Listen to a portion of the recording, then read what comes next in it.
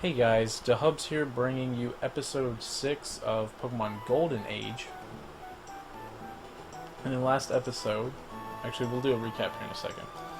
Hey, stop giving my Pokemon back. Team Rocket needs this Pokemon to further our goals of Ravel domination. So Team Rocket's back in this game. Hey mister, that Team Rocket guy stole my Pokemon. Would you please chase him and get it back for me? So that's what we're doing in this episode. If you missed last episode, we finished up Route 1 and arrived at Altera Town, or Altera Town. And now we're on Route 2, headed to Paldy Town. So this is where you think you're a strong trainer, I'll challenge you. Bro, we know we're strong.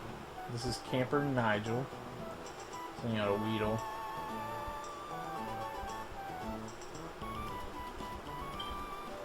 So I'm just going to go ahead and switch to Eevee here. Eevee has Gust, which is flying.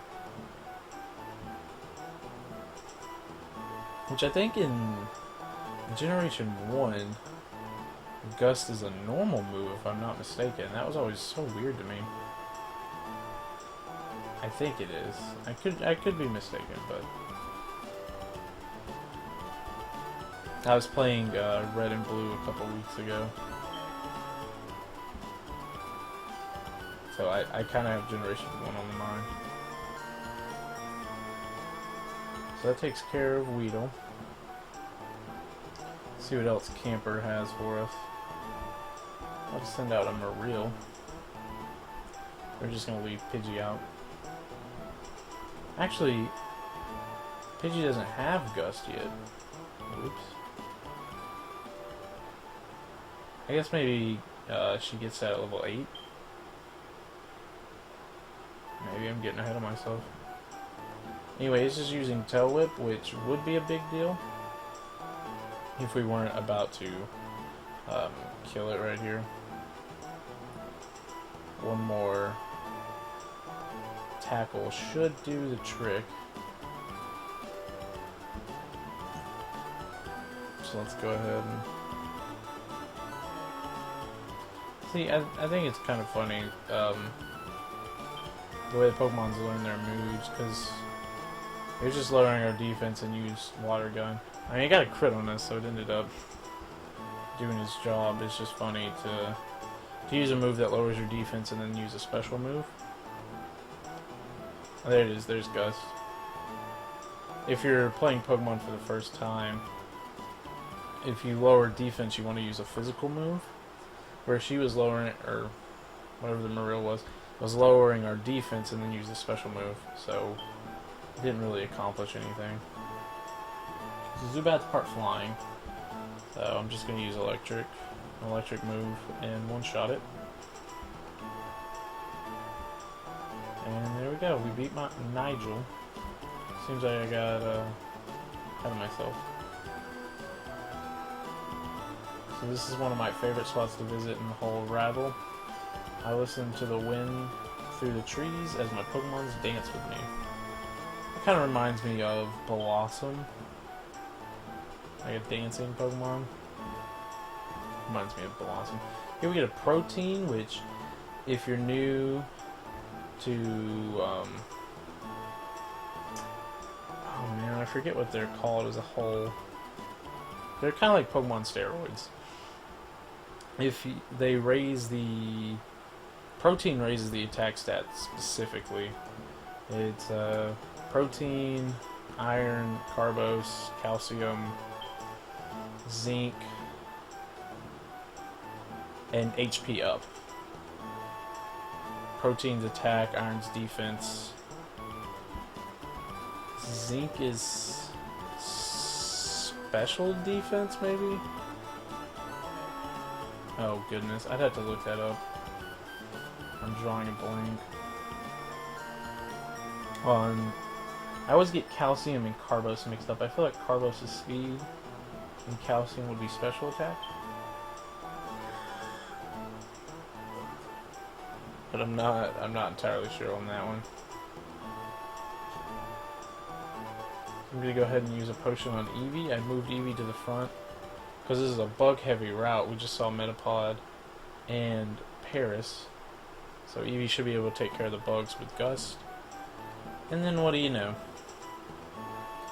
We come across a Wild Pidgey, which is the theme of this Let's Play, is awful predictions.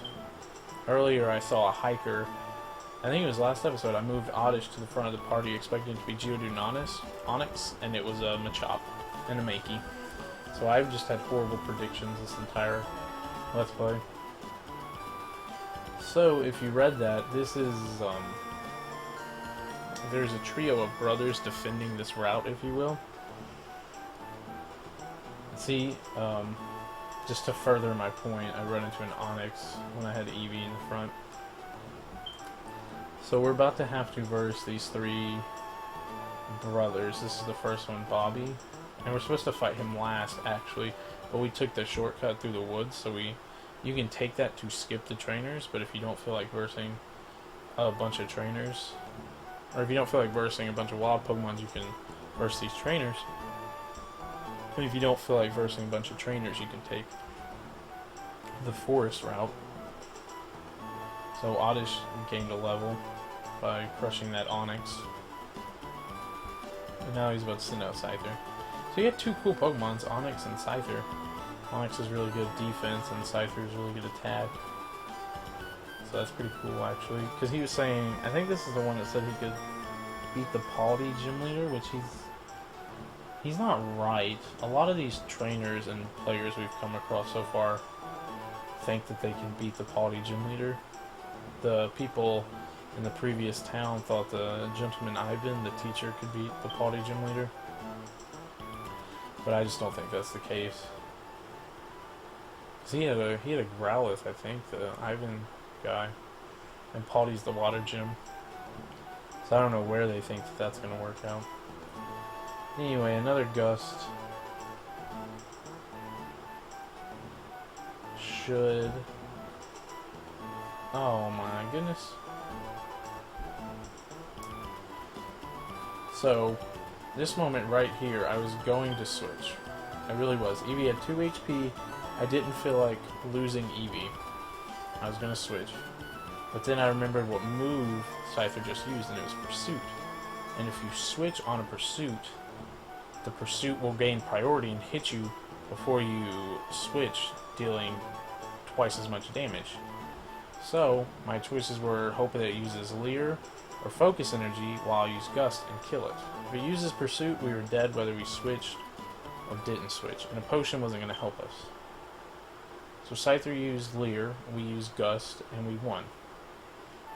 All he had to do was use Pursuit, and he would have beat us. Anyway, that was actually an exciting match. For me, it's one of the excuse me there. It was a good match right there with that Scyther. It says the Bradley brothers will get stronger, I can promise you. One of us will be a Pokemon master someday.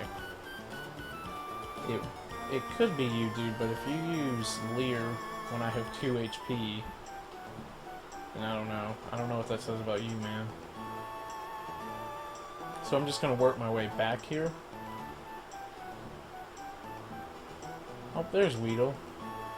I feel like we've seen Weedle before in a trainer battle, but this might be the first time you can catch him. I'm not entirely sure. We train every day as a family. Cool. So this is youngster Benji.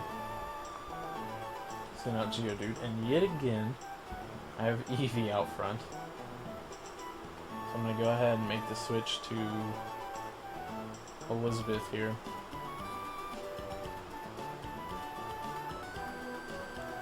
And use Exord. And that should handle. Did it have Sturdy? Go figure. It gets on my nerves. I was doing a horde battle. I was Eevee training on Pokemon X and Y, and I had a horde battle of Geodudes. And I used Surf, thinking I could KO them all really quick, and they all hung on with Sturdy. It was so annoying. It's like a built-in Focus Sash. And, you know, you don't have to waste your item on it, so Sturdy's not the worst ability. I'm gonna go ahead and use a Gust here. Man, Ekans, dude. So at this rate, it'll take about 2 more Gusts. Next one should take it out right here. As it uses Wrap. Ekans is one of those Pokemons like I was talking about in the last video. Just hard to train.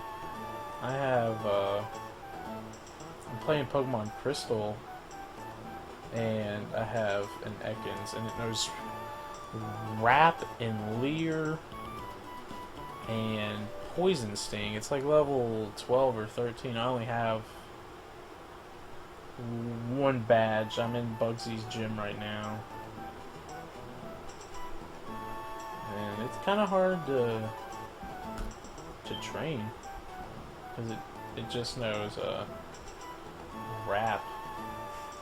So I'm having to switch in and put it back out. The Poison Sting helps a little. Another Gust.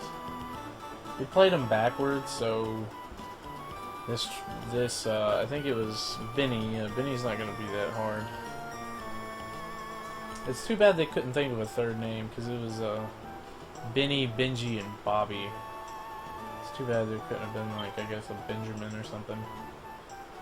I don't know. That would have been a little cool. But Bobby's still close enough. Keeps the bees. So, fighting is one of the only good matches Spinarak gets. I don't know if I said that in the last video or not, because we were talking about training Spinarak. That's why I send Booker out for all these Machops, because there's been a bunch of Machops. Machops can't really do that much damage. Well, they can if they get a bunch of Leers going. So I think he's got 3 or 4 Leers up now, but he never attacked us. Oh, you see, he still did another Leer. So he gets hurt by poison and he goes out. Booker gets a nice chunk of experience there. So we're going to talk about the question of the day right now, and that's, what is your favorite evil organization? As you saw earlier, we were just introduced to Team Rocket as far as this generation goes. Team Rocket was the villains in Pokemon Red and Blue and Gold and Silver. And in Ruby and Sapphire we got Team Aqua and Team Magma. And then in Diamond and Pearl it was... oh goodness, I'm drawing a blank. I feel like it was something to do with the galaxy? Maybe? I might actually give this a Google really quick. Which is a shame, because I love... Platinum might be my favorite in the whole series. It really might. But I cannot for the life of me remember the team. I mean, Cyrus was the bad guy, if I'm not mistaken. Let's see. Team Plasma. No, Team Galactic. Yeah, okay. I was right. Team Galactic. Team Plasma was the 5th, and then Team Flare was the 6th. Which team... The question is, which team is your favorite? For me, it's Team Rocket. I like that they're just good old-fashioned bad guys. They don't have redeemable qualities. And sometimes that's the best... Sometimes that's the best villain. Ones that you just can't find any middle ground with.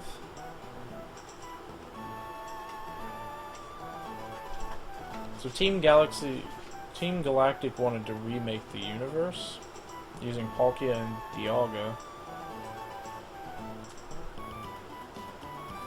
So I don't remember the goals of anyone past Team Rocket. Team Flare wanted to do something where they basically wiped out everybody except themselves, I think.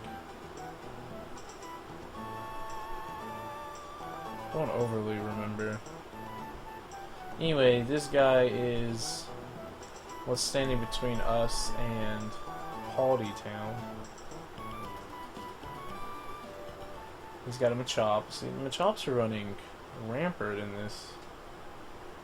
this LP. But Booker hopefully can hold down the fort for us here. Not very effective. Trying to get some poison damage, and there we go. The poison it hits more times than not, which is nice, because it's really the only way Booker can wear down opponents. I know I probably seem really distracted. I was taking a trip down memory lane. I was reading some of the villains. Because outside of Team Rocket's the team that stood out to me. I guess because they were the first. But all the evil people since then have had these big goals. Whereas Team Rocket's just like, you know, we're gonna steal the legendary Pokemons and be powerful. They're like the bully who just beats you up to take your lunch money. Whereas all the leaders nowadays are kind of like philosophical and stuff like that, you know, and like you're 10. So I find it kind of funny when like Cyrus and all of them are telling you their plan to do this and do that with the universe. Like, you're 10 years old, you have no idea what they're talking about. Team Rocket, you can kind of just be like, oh, these guys are bad. So that's why I like Team Rocket. Leave a comment with your favorite team. I know that, I guess Pokemon gets some criticism for the story, I guess, but, I mean, they keep it simple. It started out for little kids, and I guess they kind of figured that the little kids are now 20-something. Like, I've been playing Pokemon since kindergarten, I think. Kindergarten, or maybe since I was like 4 or 5. So I've been playing it for 17 years, I guess, something like that. So they want to do more abstract ideas with the villains. But I mean, Team Rocket works for me. Just these guys are trying to steal Pokemons, and we need to stop them. And I didn't play too much of the console ones. So if you like those guys,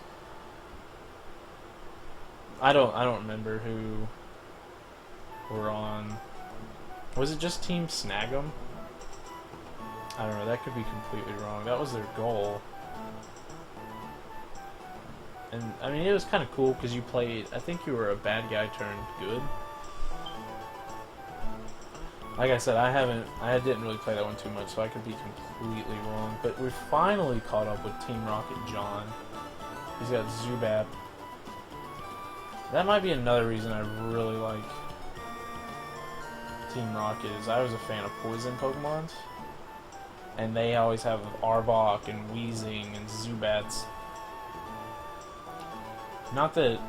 Well, okay, Crobat's an amazing Pokemon. Other poison Pokemons aren't the best, but I still love their concepts. Like, Arbok's one of my favorite Pokemons, but it's not setting any kind of record with the stats. And I used a Weezing on my Emerald playthrough. So I guess I've always liked that about them. Even though Zubats were super annoying in Red and Blue until Crobat came around. Then I started liking Zubats. Did not care much for them in Generation 1. All they really had was Leech Life, I think, and Supersonic. Oh my goodness. That is still so annoying. But Confusion is... Alright, it says you can have the kids' Pokemon. The boss won't be happy with this. Now, I was super interested in seeing what Pokemon this was, because he said that it would further Ravel's domination. I checked everywhere in my key items and in my party, and we don't physically have a representation of what that Pokemon was. And I don't think it shows us. It says, "Oh, mister, is that my Pokemon?" It is, thank you so much. My dad gave it to me, but I guess you can have it for helping me out. Obtained HM01. So this reminded me of the Farfetch situation in Gold and Silver, where we go and retrieve the Farfetch. So we've made it to Paldy Town, and in the next episode we will be exploring. Remember that, remember to comment your favorite evil organization and why. If you like it old school, Team Rocket. If you like the new age philosophy, go ahead and talk about that. If you want to know when episode 7 comes out, because we will be versing the gym leader in the next episode, that is a promise, go ahead and subscribe so you know when that's coming up. I'm going to try to have it up by Friday, depending on how the rest of the week goes. It might be Monday or Tuesday. Just depending, because I'm going to try to get another unboxing out. Remember to like this video, comment, tell your friends, if you don't mind. And if you're excited for the gym leader, make sure you come back, because it is a match. That I promise you. I will see you guys in the next episode.